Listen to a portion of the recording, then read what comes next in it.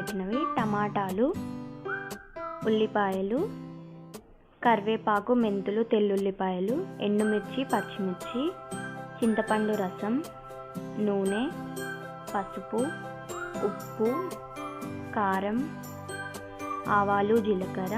ముందుగా స్టవ్ వెలిగించి కుక్కర్ పెట్టుకొని కందిపప్పుని ఉడికించుకోండి. తగినన్ని నీళ్లు పోసుకొని ఉడికించుకోండి.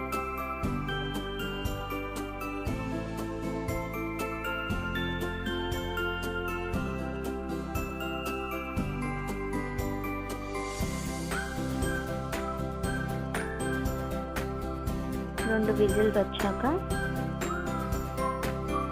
పక్కన దింపేసుకోండి. తర్వాత ఒక గిన్నె పెట్టుకొని గిన్నెలో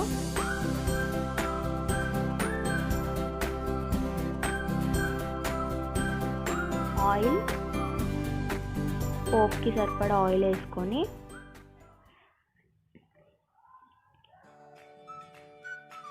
ఆయిల్ బాగా హీట్ అవ్వనివ్వండి.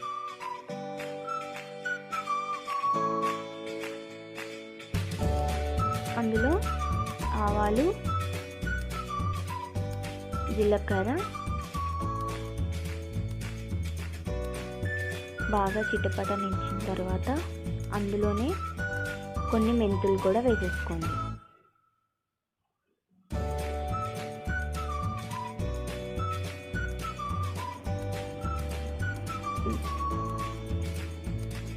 దాంతోపాటు కరివేపాకు, తెల్లుల్లిపాయలు కూడా వేసుకొని బాగా వేగనివ్వండి.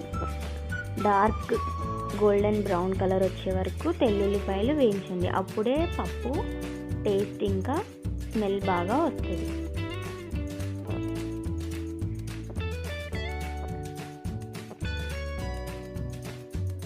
బాగా వేగనిచ్చాక అందులోనే మిగతావన్నీ యాడ్ చేసుకున్నాం.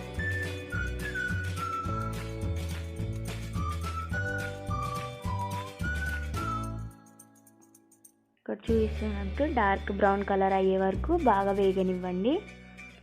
అందులోనే 1 కప్పు ఉల్లిపాయలు కూడా వేసుకోండి.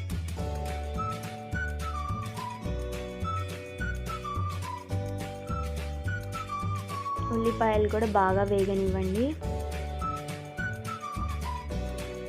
ఇవేం డార్క్ బ్రౌన్ కలర్ రావాల్సిన అవసరం లేదు, మంచిగా వేగితే చాలు. ఇందులోనే మళ్ళీ ఎండుమిర్చి, పచ్చిమిర్చి వేసేసాను. అవి కూడా బాగా కలుపుకోండి.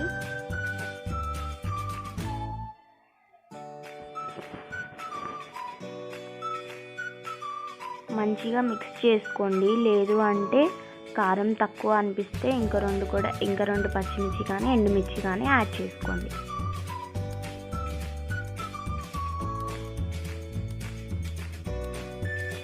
ఇందులోనే కట్ చేసిన టమాటా ముక్కల్ని యాడ్ చేసుకోండి.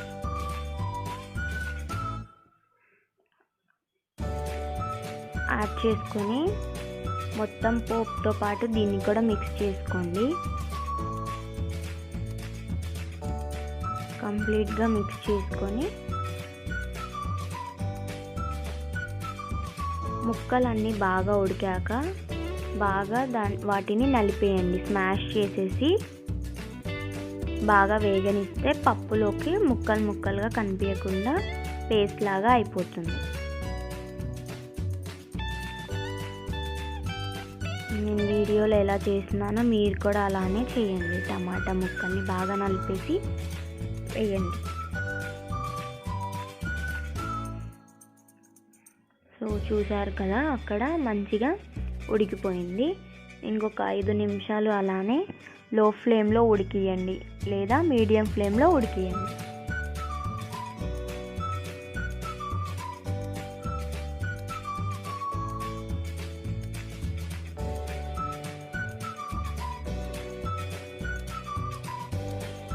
బాగా ఉడకనివ్వండి.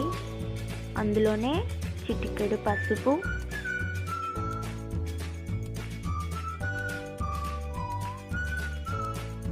అలానే అందులోనే ఉప్పు,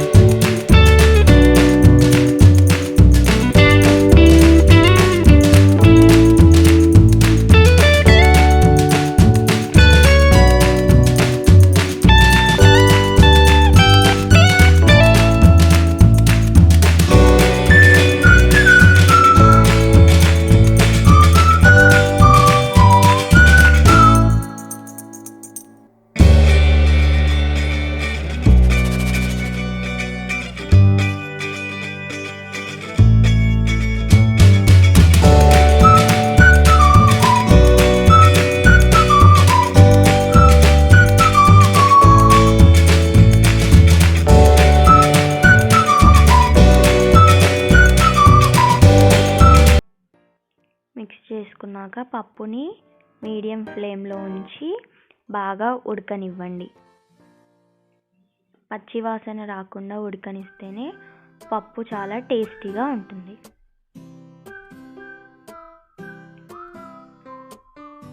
బాగా ఉడకాలి.